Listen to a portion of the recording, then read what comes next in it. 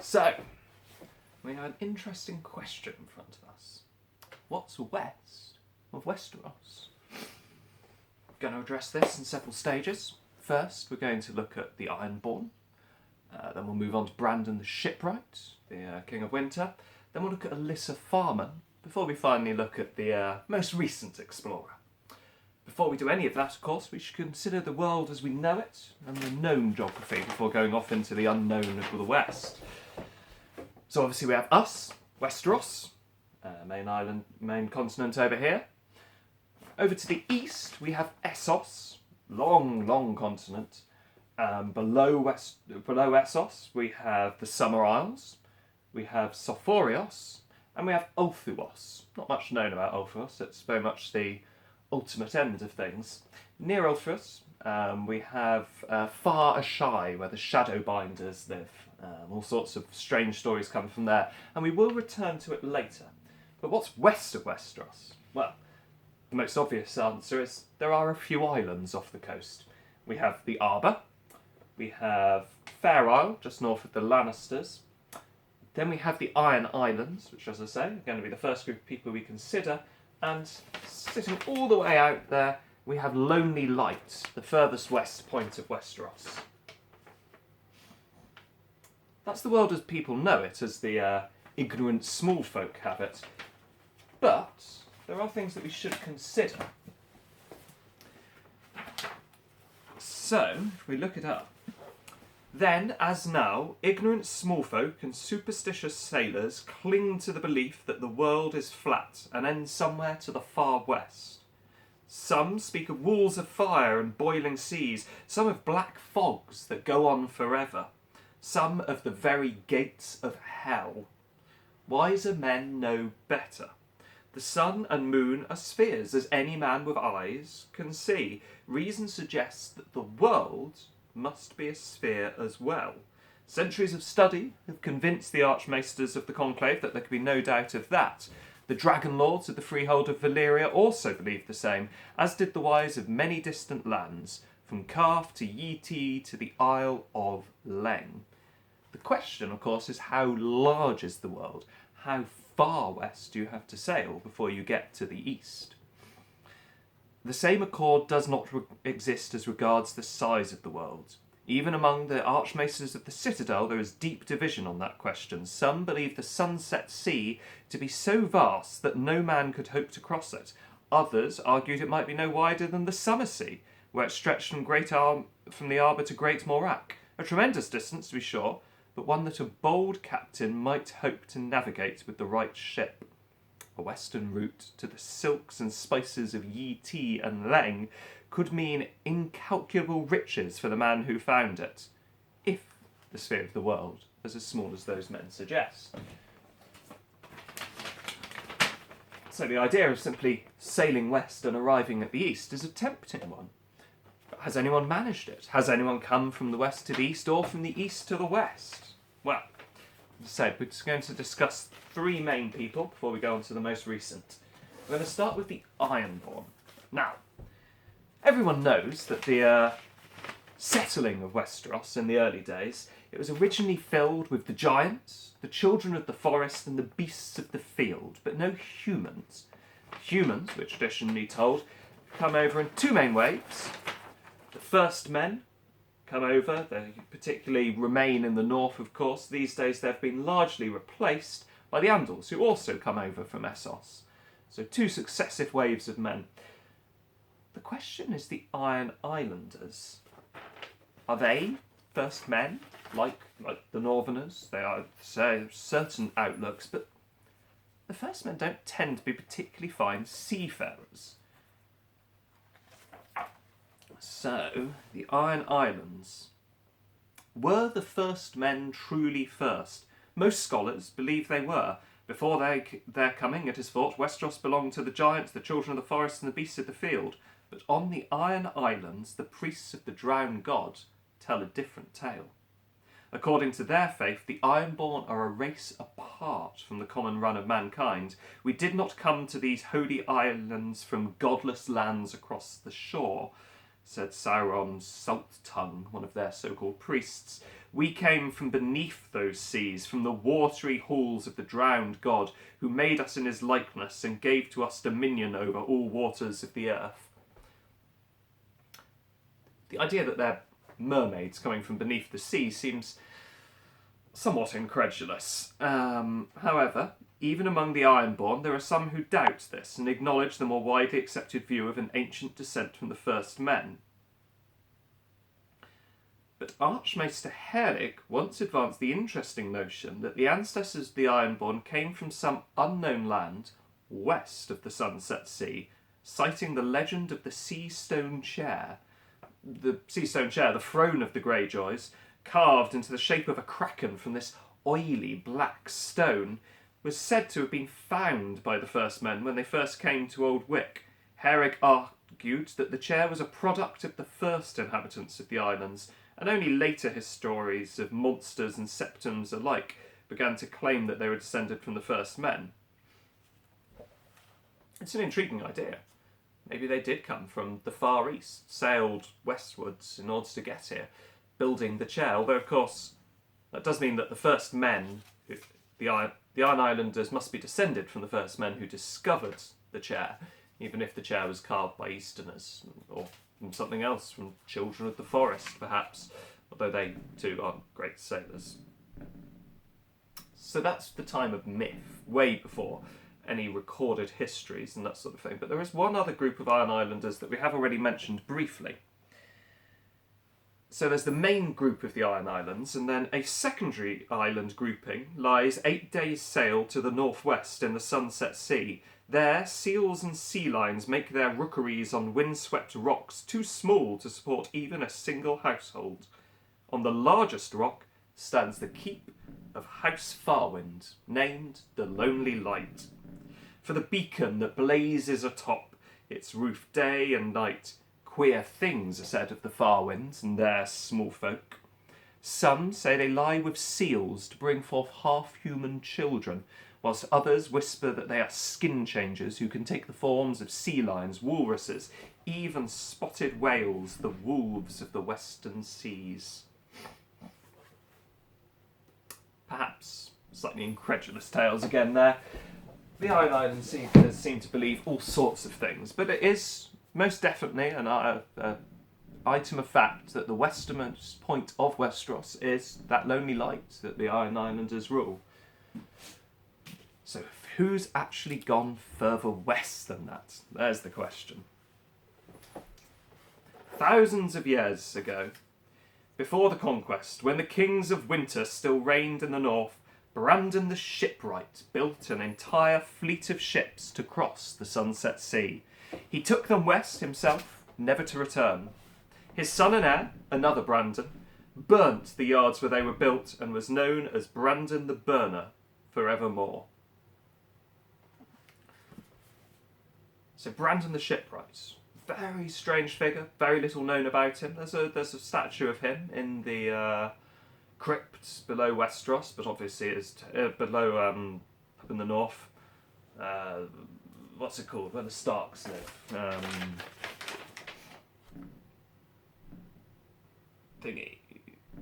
Winterfell, yes. Below Winterfell, in the crypts there is a statue of him, but it's an empty tomb. Never returned, never heard of again. He sailed west, that's much is known. Perhaps something in Stark blood, you could say, draws people that way. But we don't know what happened to him, where he went. An intriguing mystery. The next person we do know some hints about, and we know slightly more about how she did her tale, because this comes after the conquest. So the conquest is obviously achieved by Aegon first Targaryen, Rhaenyra and Visenya, his his sisters and also wives. He has 2 sons, Aerys and Maegor. Aerys has many children. The first child, the first grandchild of Aegon the Targaryen, is Rhaenyra Targaryen. Rhaenyra Targaryen is a fascinating figure. Somewhat sad story, really. Her father, married a Velaryon rather than a Targaryen, breaking the idea of the Targaryens always doing sister marriage, but the Velaryons have got long relations with the Targaryens. However, Rhaena married her brother, Aegon Targaryen, named for the Conqueror. But their procession was deeply unpopular. Whilst the Conqueror himself had managed to win the backing of the faith, that his grandchildren were going to continue this idea of incestuous relationships was deeply frowned upon. They were being pelted, attacked, and then her father died. Her father, King Aenys. And that left a great dilemma. She and her husband probably couldn't take the throne. They were so unpopular, they were young, and so their uncle, Maegor Targaryen, took the throne. Her husband fought against Maegor Targaryen and perished. Maegor became the undoubted king, for all that Rhaena did have a good claim. But a woman on the throne was still seen as something that couldn't really happen, so it would be one of her younger brothers that people would regard as a more rightful king. She was forced to marry Maegor, one of his black brides, but she was unhappy, and when Maegor eventually died, she was looked over as queen. Her brother became king, and she retreated off to a variety of different places. She ended up on Fair Isle, as we said before, just north of the Lannister lands, the House Farman. She married Andrew Farman, a sort of weak and insipid boy, but it's said that the main reason she went to House Farman is because of her love for his sister. She was always a person with many female favourites, very close female friends, and not very interested in the company of men. She was perfectly happy to be married to her brother, but never really interested in all of her other husbands. But she got on very well with Lady Alyssa Farman, and so it broke her heart when Lady Alyssa Farman felt a calling to go further, to go west of Westeros. By this point they were living together on Dragonstone, where she had set herself up almost as a separate royal court, with great consternation from the king. On Dragonstone, problems of another sort were coming to a head. Lady Alyssa Farman could suffer the life upon the island no more. She had heard the sea calling, she told Queen Rhaena. It was time for her to take her leave. Never one to make her show of emotions, the Queen in the East received the news stone-faced. I have asked you to stay. I will not beg. If you would go, go. Lady Alyssa did. She left the island and was never heard from again, although she did reappear in a different form. The first, most interesting worry was precisely how she left the island. A fortnight after her departure, Sir Merrill Bullock, commander of the castle garrison, brought 3 terrified grooms and the keeper of the dragon yard into Rhaena's presence. 3 dragon eggs were missing, and days of searching had not turned them up. After questioning every man who had access to the dragons closely, Sir Merrill was convinced that Lady Alyssa had made off with them. Dragons, the cornerstone of Targaryen conquest. The king couldn't allow this to simply happen. But where did they go?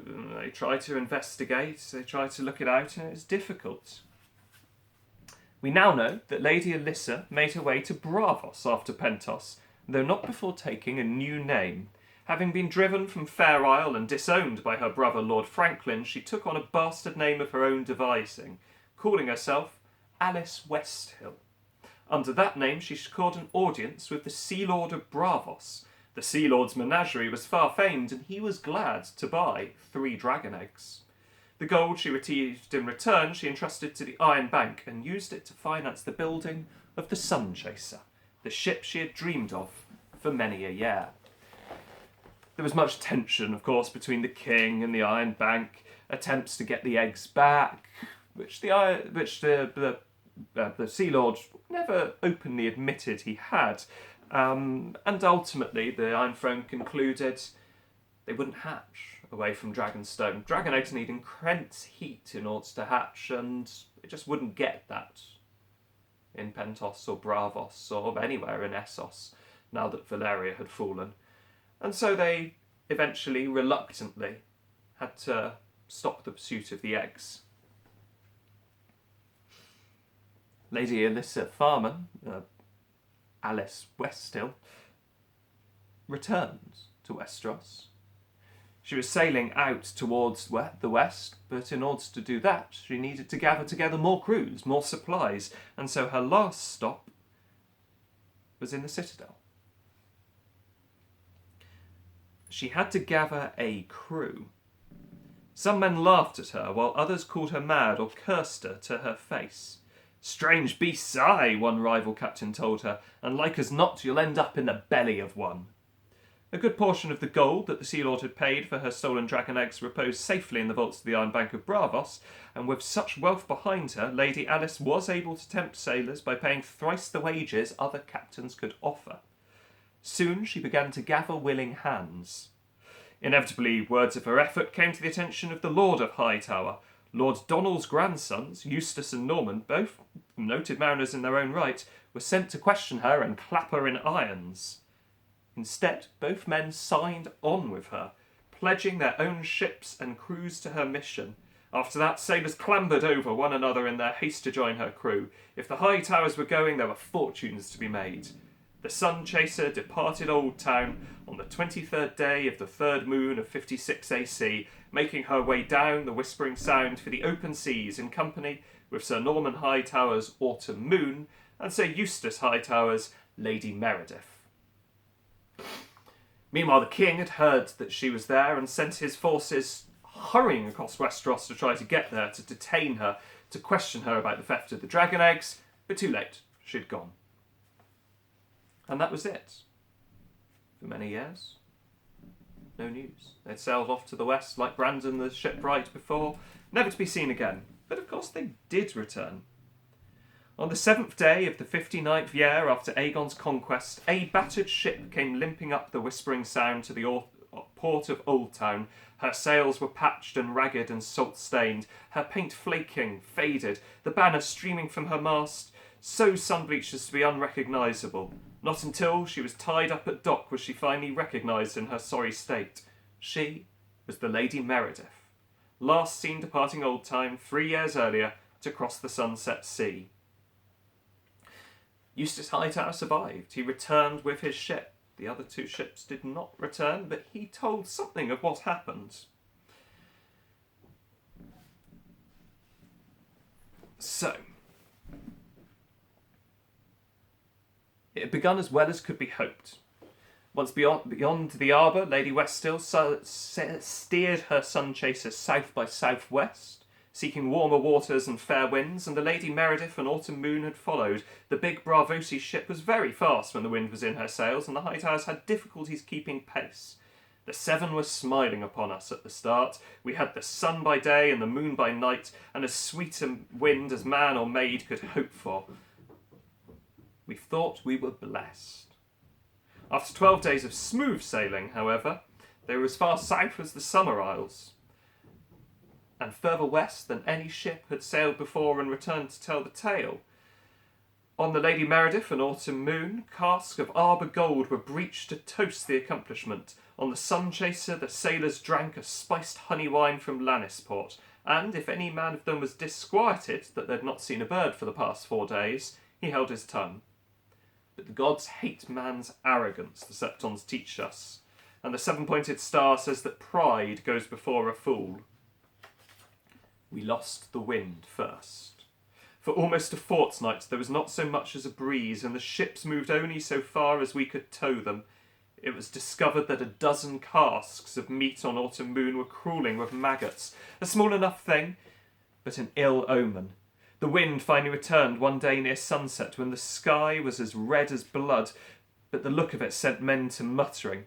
I told them it boded well for us, but I lied. Before morning the stars were gone and the wind began to howl and the ocean rose. Storm followed storm, each worse than the one before.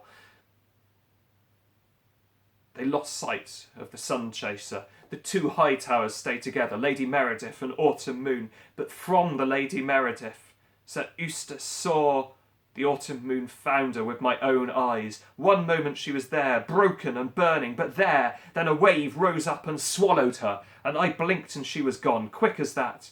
That was all it was, a wave, a monster of the wave, but my men were screaming, "Kraken, Kraken," and not a word I said would ever disabuse them. Lady Meredith survived the night, but in terrible shape, ruined. They were worried they would end up stranded there forever, but then the Sun Chaser returned.